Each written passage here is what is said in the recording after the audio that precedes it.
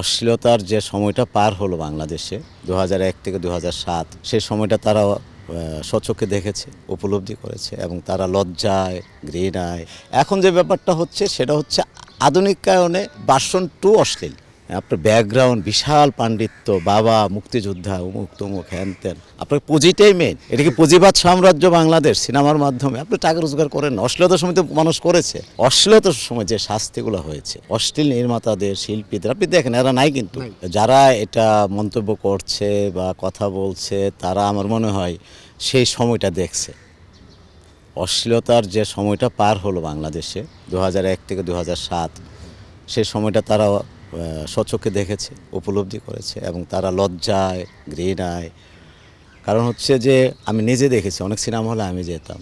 আমি major Hamid, colonel Gulzar যিনি শহীদ হয়েছেন বিডিআর পিলখানা হত্যাকাণ্ডে, এবং টাস্কফোর্সের সদস্য কাজী হায়াত চাষী নজরুল ইসলাম, হাফিজ উদ্দিন, তো ওনাদের সোর্স হিসাবে আমি কাজ করেছি। তখন কেউ জানতো না। মেজর হামিদ যিনি পরে ডিজিএফআই হলো, তা আমি তাদের নানান ইনফরমার ছিলাম। আমি বিভিন্ন জেলা পর্যায়ে যেতাম, আমি ইনফরমেশন দিতাম, ইয়েস এই জায়গায় হচ্ছে। টিম পাঠাতো, থানায় ফোন করতো, এই কাজগুলো আমি করেছি, রাজসাক্ষী আছে সবাই। তো আমি নিজে দেখেছি মহিলারা 1 ঘন্টা 1.5 ঘন্টা পর কিংবা ওই দৃশ্যর পরে শাড়ি বা ওড়না দিয়ে মুখ ঢেকে বের হয়ে যাচ্ছি, ছি ছি। এবং আমি তখন পিছ দিয়ে আসতেছি, দেখতেছি মহিলারা মুখ ঢেকে এমনভাবে যাচ্ছে যে কেউ যাতে তার মুখটা না দেখে। সেই পরিস্থিতি বাংলাদেশে ২০০১ থেকে ২০০৭ ঘটেছে।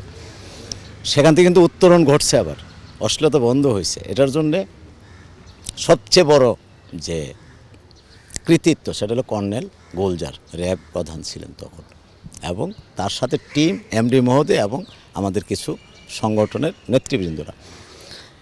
সেই সময় বন্ধ হওয়ার পরে আজকে যে কথাটা আসছে, আজকে তো এটারই ভার্সন 2।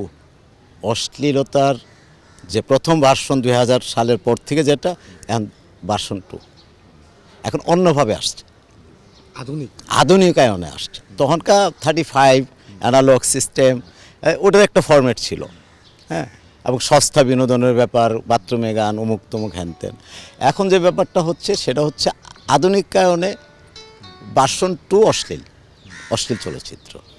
আপনি যে সংলাপটা আপনি দিচ্ছেন, আপনি একজন ডিরেক্টর, আপনি একজন নির্মাতা, আপনি একজন ঢাকা ইউনিভার্সিটি থেকে এটা করা সেটা করা, আপনার ব্যাকগ্রাউন্ড বিশাল পাণ্ডিত্য, বাবা মুক্তিযোদ্ধা, উমুক তমুক হ্যান ত্যান, আপনি নির্মাতা হিসেবে, আপনি প্রযোজক হিসেবে আপনি শব্দগুলো যে সিনেমা হলে দিচ্ছেন, আপনি একবারও ভাবলেন না রাষ্ট্রটাকে, 18 কোটি মানুষকে, এখানে যে শিশুগুলো বসা বা মেয়ে ছেলেগুলো বসা, এদের কথা? আপনার কাছে টাকাটাই মেন, আপনার পুঁজিটাই মেন।